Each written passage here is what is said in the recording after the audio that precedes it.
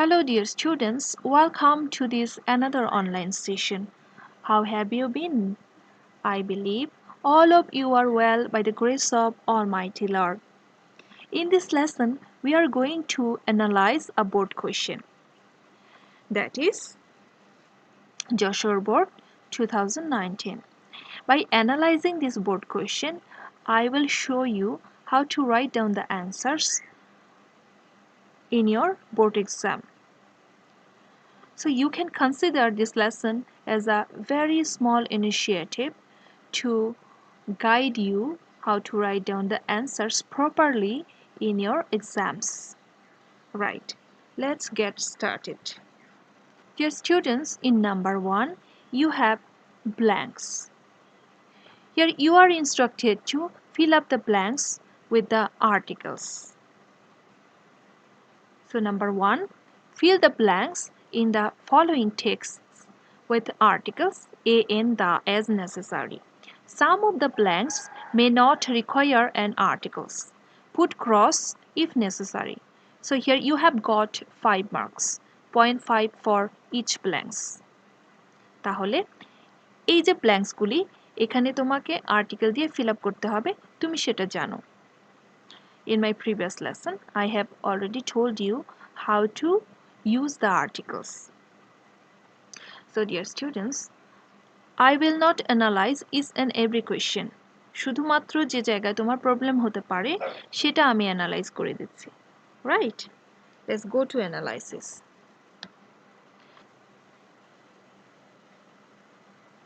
Industry is dash key to success. So the answer is industry is the key to success. Dash industrious can prosper in life. The industrious can prosper in life. Dash man who does not undertake dash hard work. তাহলে আমরা এটা বলতে পারি যে a man who does not undertake dash hard work. হ্যাঁ, এখানে কিছু বসবে বলে মনে হচ্ছে না, এখানে কিছু বসবে না। দেখো, a man who does not undertake hard work can never go a long way in the world. Many dash man is not conscious. Many a man is not conscious of the importance of cross diligence for which they can't reap the benefit of success. So dear students, এখানে তুমি দেখতে পাচ্ছ many a men.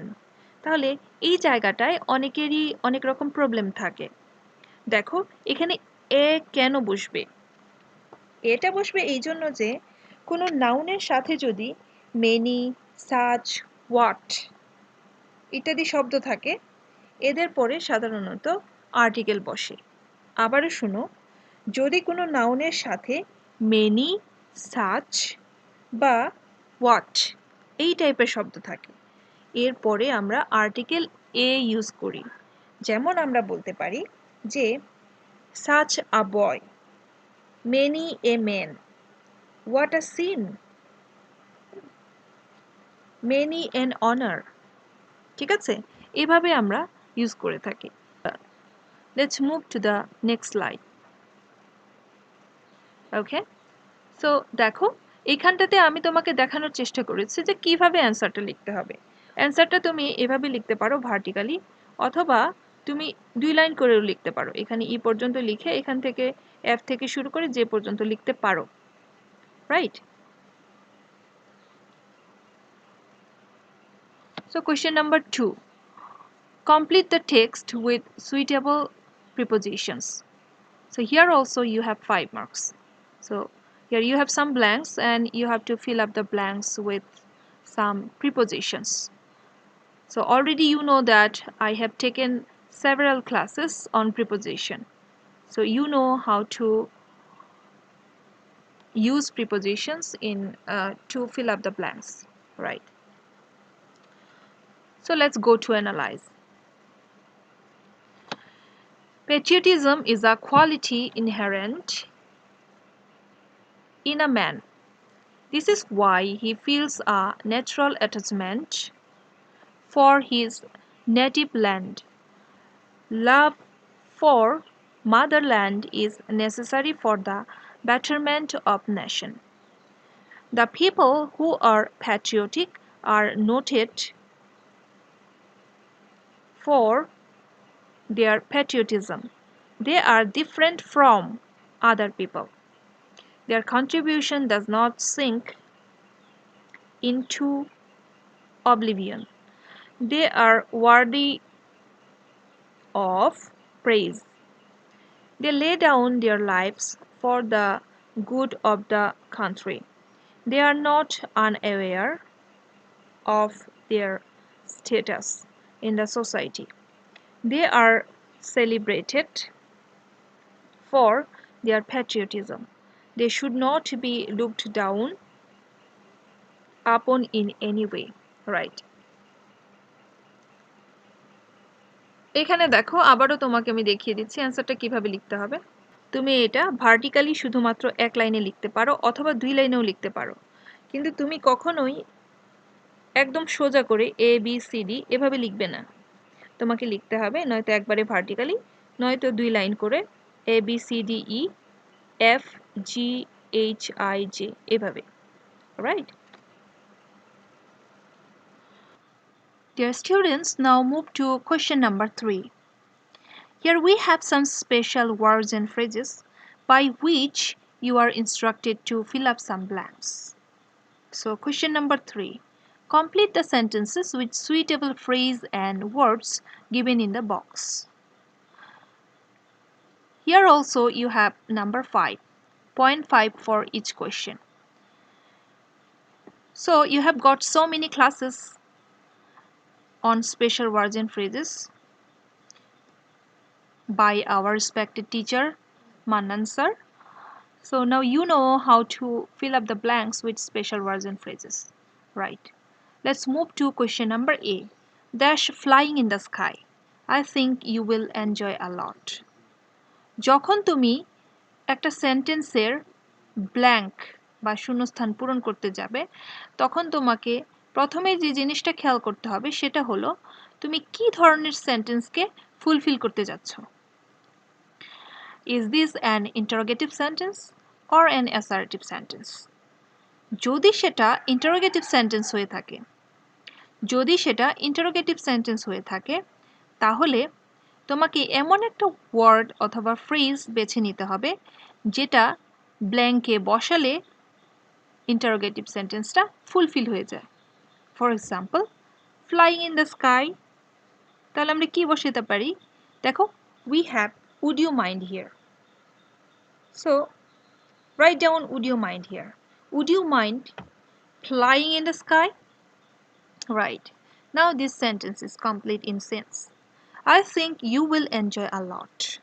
The answer is, would you mind flying in the sky? I think you will enjoy a lot. এখন would you mind এই কথাটা আমরা ব্যবহার করি সাধারণত বিনয়ের সাথে বা খুবই পোলাইটলি যখন কাউকে আমরা কোনো কিছু অ্যাপ্রোচ করি বা কোনো কিছু জিজ্ঞেস করি, অনুরোধ করি, তখন আমরা would you mind কথাটা ব্যবহার করে থাকি। would you mind কথাটার অর্থ হলো কিছু মনে করবেন কি? Okay. So number B. Dash was king named Robert Bruce. He was very famous.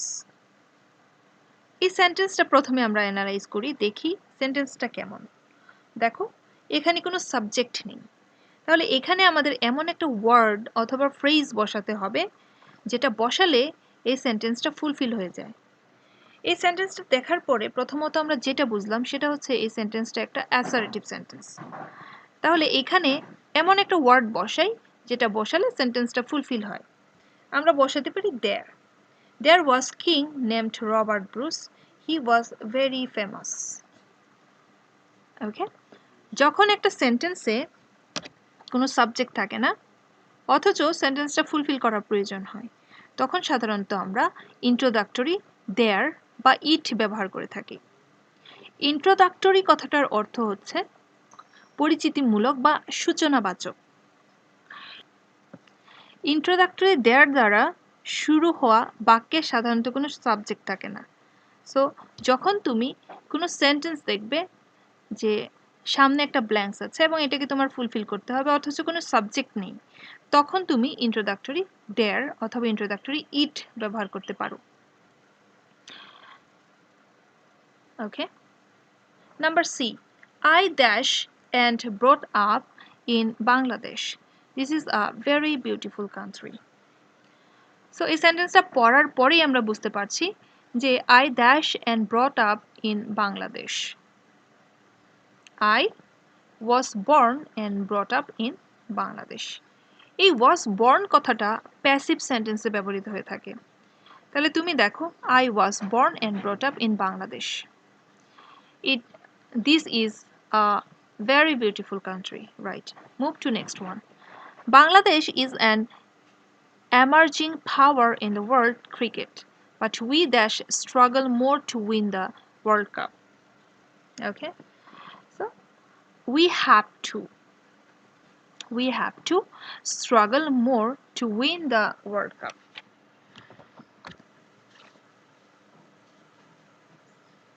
সাধারণত have to, has to, have got to বা হ্যাড টু এই ওয়ার্ডগুলি আমরা ব্যবহার করি কোনো বিষয়ে সম্পূর্ণ নিশ্চিত হওয়ার অবস্থা, দ্যাট মিন্স সার্টেনটি, প্রয়োজনীয়তা, নেসেসিটি, কোনো কিছু করার বাধ্যবাধকতা বা অব্লিগেশন বোঝাতে হ্যাভ টু বা হ্যাজ টু এটাকে আমরা ব্যবহার করে থাকি। সো এখানে দেখো but we have to struggle more to win the World Cup. তাহলে এখানে আমরা বুঝতে পারছি যে এখানে এই ওয়ার্ল্ড কাপটা জয় করতে আমাদের অনেকখানি স্ট্রাগল করতে হয়েছে। কাজে এই যে তোমার প্রয়োজনীয়তা বোঝানোর জন্য বা অবস্থা, কোনো নিশ্চিত জয় পাওয়ার জন্য যে অবস্থাটা এটা বোঝানোর জন্য হ্যাভ টু আমরা এখানে ব্যবহার করেছি। He cannot tell name dash my address. He is really a liar. দেখো, let alone, he cannot tell my name, সে আমার নামই বলতে পারে না, dash my address, let alone my address, he is really a liar, সে আমার নামই বলতে পারে না আর আমার ঠিকানা তো দূরেই থাক। তাহলে let alone এটা হচ্ছে এক প্রকার ইডিয়ম যা সর্বদা নেগেটিভ স্টেটমেন্টে ব্যবহৃত হয়। কম সম্ভাবনার কোনো কিছু ঘটার সম্ভাবনা নেই এমন কোনো কিছুর উল্লেখের জন্য এই এক্সপ্রেশনটি ব্যবহৃত হয়। ঠিক আছে, কম সম্ভাবনার কোনো কিছুর সাথে একদমই যে ঘটার সম্ভাবনা নেই এরকম অবস্থা বোঝানোর জন্য let alone ব্যবহৃত হয়। ওকে, he cannot tell my name, let alone my address. Number F, dash the earth dash, it's not completely round. Dash the earth dash, it's not completely round. What does the earth look like? It's not completely round. তাহলে কখন আমরা what does look like এই কথাটা ব্যবহার করে থাকি? অদ্ভুত বা কাল্পনিক কোনো কিছু দেখতে কেমন, স্ট্রেঞ্জ অথবা ইমাজিনারি কোনো কিছু দেখতে কেমন, এরূপ অভিব্যক্তি প্রকাশে what does like স্ট্রাকচারটি ব্যবহৃত হয়ে থাকে। আমরা দৈনন্দিন জীবনে অস্বাভাবিক বা আনইউজুয়াল কোনো কিছুর ব্যাপারে জানতে এ ধরনের ফ্রেজটি ব্যবহার করে থাকি। পৃথিবীর আকৃতিটা আসলে কেমন? কেউ কেউ বলেন কমলা লেবুর মতো। এক্স্যাক্টলি কি পৃথিবীর আকৃতি ওরকম? তাহলে এই ধরনের বলা হচ্ছে অদ্ভুত বা কাল্পনিক কিছু দেখতে কেমন এরকম একটা এক্সপ্রেশন প্রকাশ করার জন্য সাধারণত আমরা এই এক্সপ্রেশনটি what does look like এটা ব্যবহার করে থাকি। রাইট, তাহলে অ্যান্সার দাঁড়াচ্ছে what does the earth look like? It's not completely round. Number G, we dash walk fast then got on the train. The train is very crowded. So the answer will be would rather. We dash walk fast then got on the train. The train is very crowded. তাহলে আমরা বলবো we would rather walk fast than got on a train. would rather এই ফ্রেজটি আমরা ব্যবহার করে থাকি একটি অবস্থা থেকে আরেকটি অবস্থা অধিক গ্রহণযোগ্য এরূপ অভিব্যক্তি প্রকাশের জন্য। দেখো we dash walk fast, we would rather walk fast than got on the train. তাহলে এই যে অবস্থাটা আমরা আস্তে আস্তে হেঁটে যাচ্ছি এই অবস্থা থেকে আমরা যদি আরেকটু ভালো অবস্থা তার মানে আমরা যদি আরেকটু তাড়াতাড়ি যাই তাহলে আমরা কি করতে পারতাম ট্রেনে তাড়াতাড়ি উঠতে পারতাম। তাহলে এরকম অবস্থা একটি অবস্থা থেকে আরেকটি অবস্থা অধিক গ্রহণযোগ্য আস্তে হাঁটার থেকে জোরে হাঁটাটা বা আরেকটু স্পিডে হাঁটাটা আমাদের জন্য অধিক গ্রহণযোগ্য। সো এই ধরনের অভিব্যক্তি প্রকাশ করার জন্য আমরা would rather এই ফ্রেজটা ব্যবহার করে থাকি। তাহলে এই ক্ষেত্রে we would rather walk fast than got on the train. The train is very crowded. Okay, so the next one, the class started dash, I reached my college, I was really lucky. So the answer is as soon as. The class started as soon as I reached my college, I was really lucky. As soon as এই ফ্রেজটা ব্যবহৃত হয় তাড়াতাড়ি অর্থ প্রকাশের জন্য। যখন আমরা যেই মাত্র যখনই তৎক্ষণাৎ তখনই যেই মাত্র আমরা যেই মাত্র যখনই তৎক্ষণাৎ তখনই এইসব অর্থ প্রকাশ করার জন্য as soon as এই ফ্রেজটি ব্যবহার করে থাকি।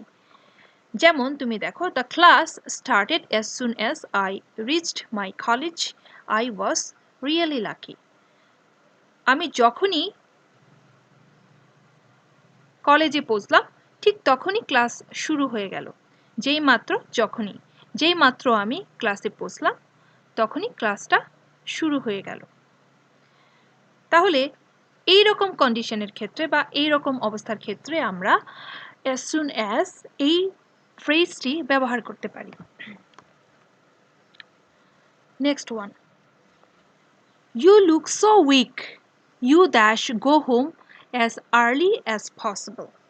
So the answer is you look so weak, you had better go home as early as possible.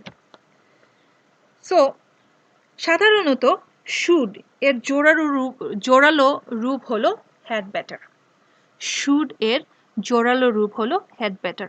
কোনো কিছুকে যখন আমরা এমফাসাইজ করতে চাই, হ্যাঁ, যখন আমরা কোনো কিছুর জন্য পরামর্শ দিই বা কোনো কিছুর ব্যাপারে সতর্ক করি তখনই আমরা এই had better ফ্রেজটি ব্যবহার করে থাকি।